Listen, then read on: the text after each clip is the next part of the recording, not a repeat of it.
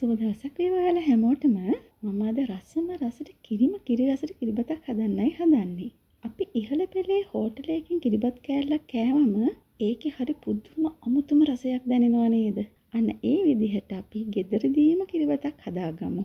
ළඟ ඉන්න අලුත් අවුරුද්දට රසට කිරිබත හදන්න මේ විදිහට හදලා බලන්නකෝ. මේ කිරිබත හදන්න මම ගත්තා සුදු කැකුළු හාල් ග්‍රෑම් 500ක්, ඒ කියන්නේ කෝප 4යි, උකු මිටි කිරි කෝප 4යි, වතුර කෝප 5යි, ලුණු තේ හැඳි 3යි, රම්ප කැබලි ස්වල්පයක්. පිටරට ඉන්න ඔයාලට මේකට බාස්මති හාල් ගන්න පුළුවන්.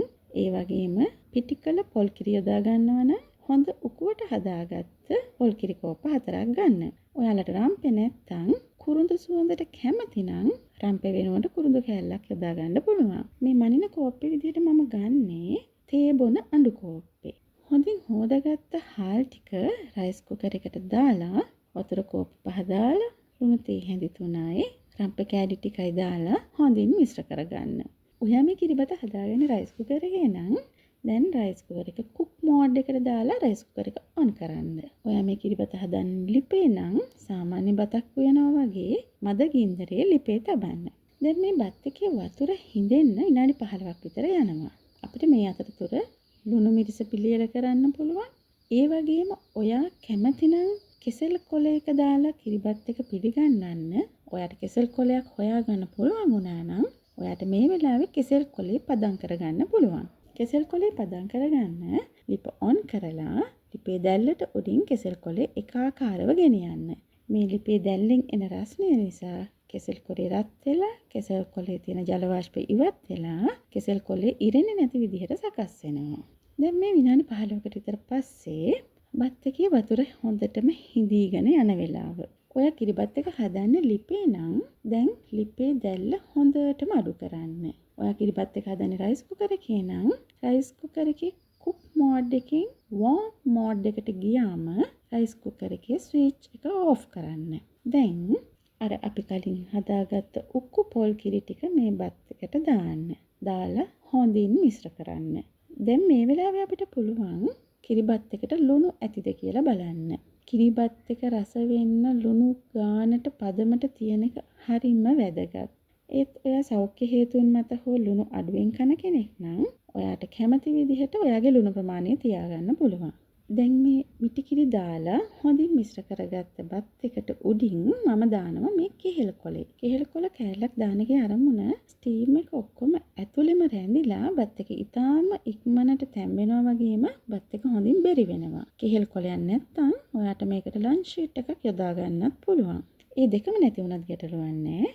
භාජනය හොඳින් වහගන්න. ඔයා රයිස් කුකර් එකේ නම් කිරිබත් එක හදන්නේ දැන් ස්විච් එක ඔන් කරලා ආයෙත් මෝඩ් එකටම දාන්න. ඔයා ලිපේ නම් හදන්නේ ඊටාම අඩු ගින්දරේ තව විනාඩි 15ක් 20ක් එහෙමම කිරිබත් එක තැම්බෙන්න අරින්න.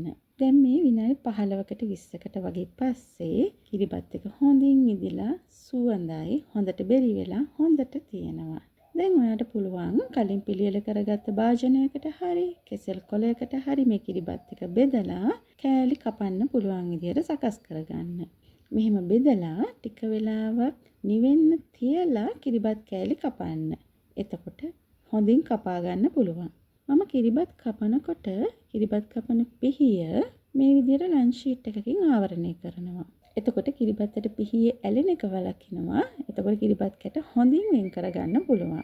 එහෙම නැත්නම් ඔයාට පුළුවන් මොකක් හරි හැඩයක් තියෙන භාජනයකට මේ විදිහට බෙදලා ලස්සන හැඩයකට කිරිබත් හදාගන්න. පුංචි දරුවන්ට මෙහෙම හැඩයකට හදලා දුන්නම යාලා හරි කැමතියි. දැන් කිරිබත් එක හරි. අපි දැන් හදමු මේ කිරිබත් කන්න රසම රස ලුණු මිරිස. මේ ලුණු මිරිස මගේ අම්මගේ අති විශේෂ රෙසිපි එකක්. මේ වගේ ලුණු මිරිසක් මම කොහේදිවත් කාලා නැහැ. සිංහල අවුරුද්දට අපි පවුලේ හැමෝම ගෙදර ගියාම අපේ අම්මා අපිට කිරිබත් කන්න හදලා දෙන්නේ මේ ලුණු මිරිස. මේකත් එක්ක කිරිබත් ඕන තරම් කන්න පුළුවන්. පුදුම රසක් තියෙන්නේ. මේ ලුණු මිරිස හදන්න මම ගන්නවා කෑලි මිරිස් මේස හැඳි 4යි, ගම් මිරිස් කුඩු මේස හැඳි 2යි, ලොකු ලුණු ගෙඩි 3යි, තක්කලි ගෙඩි 4ක් විතර, කොච්චි මිරිස් තියනවා නම් කොච්චි මිරිස් කරල් 4ක් 5ක්, එහෙම නැත්නම් අමු මිරිස් කරල් 4ක් 5ක්. ඔයා ගොඩාක් සැරට කැමති නම් මිරිස් වැඩි කරගන්නත් පුළුවන්. ලුණු අවශ්‍ය පමණ උම්බලකඩ ටිකක්. දැන් අපි උම්බලකඩ හැර ඉතිරි සියල්ල එකට මිශ්‍ර කරගන්නවා. උම්බලකඩ වලින් කොටසක් පමණක් මේ මිශ්‍රණයට එකතු කරගන්නවා. ඊට පස්සේ මේ මිශ්‍රණය බ්ලෙන්ඩ් කරගන්න පුළුවන්. එහෙම නැත්නම් ගලේ අඹර ගන්න පුළුවන්. එහෙම නැත්නම් වංගෙඩියක දාලා කොටන්න පුළුවන්. හොඳින් අඹරගත්ත මේ මිශ්‍රණයට ඉතිරි උම්බලකඩ ටිකත් අපි දාගන්නවා. මෙහිම කරන්නේ එතකොට ලුණු මිරිස්සේ තැනින් තැන උම්බලකඩ කෑලි හැපෙනකොට හරිම රසයි. දැන් භාජනයක් ලිප තියලා තෙල් ටිකක් දාලා තෙල් ටික හොඳට රත් වෙනකොට අපි අර හොඳින් අඹරාගත්ත මිශ්‍රණය මෙම තෙල් එකට දාලා ටෙම්පරාදු කරගන්නවා. විනාඩි 5-10ක් ටෙම්පරාදු වෙනකොට හරිම සුවඳයි. එතකොට අපි ලිප ඔෆ් කරගන්නවා. දැන් අපේ ලුණු මිරිසත් ලෑස්ති. දැන් ඔබට තියෙන්නේ පිළිගන්නන්නයි. හදලා කාලා බලන්න. ඇත්තටම රසයි කියලා හිතෙනවා නම් මේ රෙසිපි එක යාළුවොත් එක්ක ෂෙයා කරගන්න. ඒ වගේම මගේ channel එකට like කරලා subscribe කරන්න. එතකොට ඔයාලට පුළුවන් ඉස්සරහට මම බෙදා ගන්න අති විශේෂ කෑම වට්ටෝරුත් අත්හදා බලන්න.